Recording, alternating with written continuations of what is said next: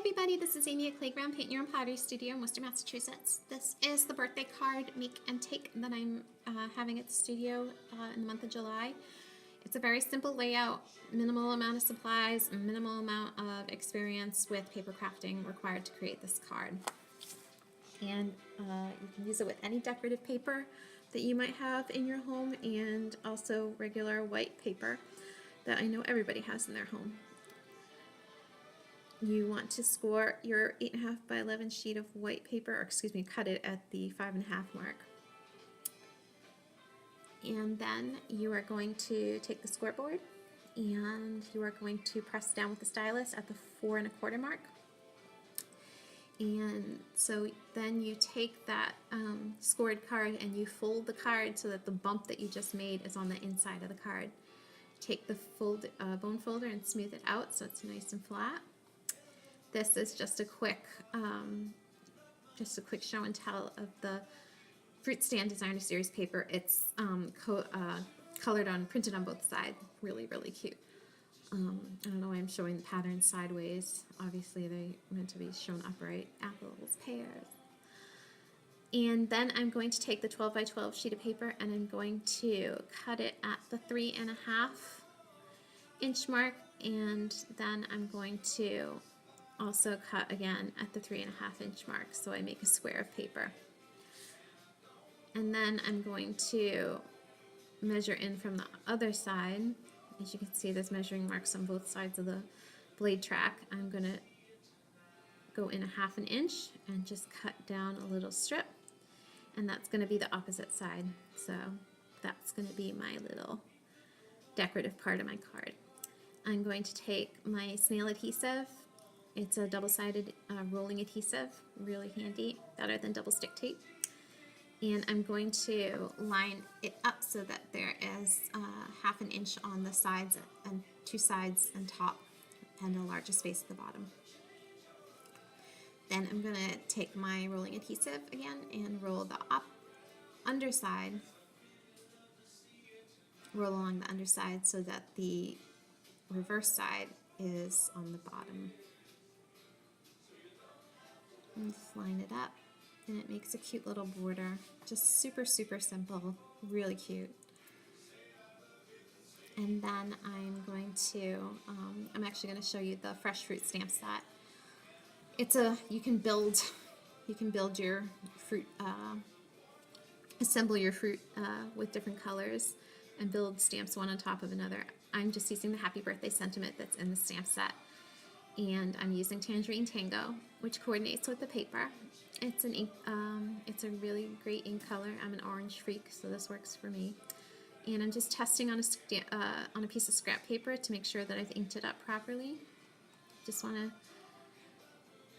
You just want to tap, tap, tap on the ink pad. Test on a piece of scrap paper, and then you can line it up. These stamp blocks are see-through, so you can. I just lean right over. You can see my hair. And press down and lift up. You don't have to rock the stamp, and then you can take the sentiment that's in the stamp set and press down and lift up with the Tangerine Tango, and that's your card. Really, really cute, very sophisticated, very basic. Now I'm taking a piece of Tangerine Tango cardstock and I'm cutting it 8 inches square, because I'm going to make a homemade envelope for this card. And you can leave the envelope, you can take the card as it is, or if you want to try the envelope punch with a piece of coordinating cardstock, you're welcome to do so. You can use the paper trimmer to cut your colored paper. This is the envelope punch board that I have here in the studio. It's really cool. It's a built-in envelope maker. Since my card is 4 1/4 by 5 1/2, you can see that the paper size is 8 inches square, and I have to measure in 3 1/2 inches using that ruler on the top. So I line up at 3 1/2 inches, and I'm going to take my folder that's included in the kit, and there's a track that you can score along. As you can see a little edge of it peeking out from the side there. And then all you do is you just line up that score line you just made with that little notch, and then you press down and then line up the score line. You don't need that ruler anymore once you've made your initial first mark. You're just using that score line to guide you, the initial score line that you made. Then the punch board has a built-in punch that you can cut away the excess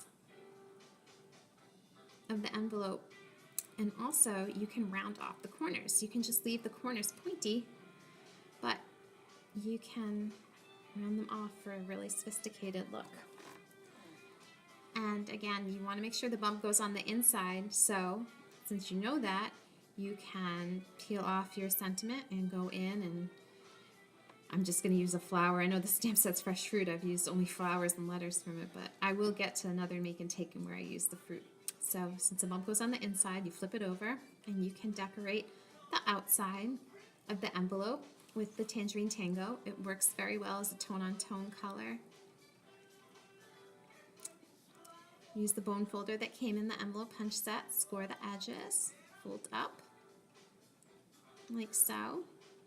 And you can use your rolling adhesive to attach the flaps of the envelope together. So that's your card and envelope set.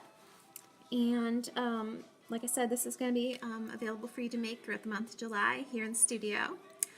And I also wanted to show you, I don't know why I was trying to explain something, I think, to some customer when he was in the studio, but what I was doing. So that's the fresh fruit stamp set that I used. This is a sneak preview of the other make and take I'm going to be having in July. It's my Christmas in July. I brought out some very old stamp sets that I had that I absolutely adore. So look at that. Look for that pretty soon. I hope to see you soon. Bye-bye, guys.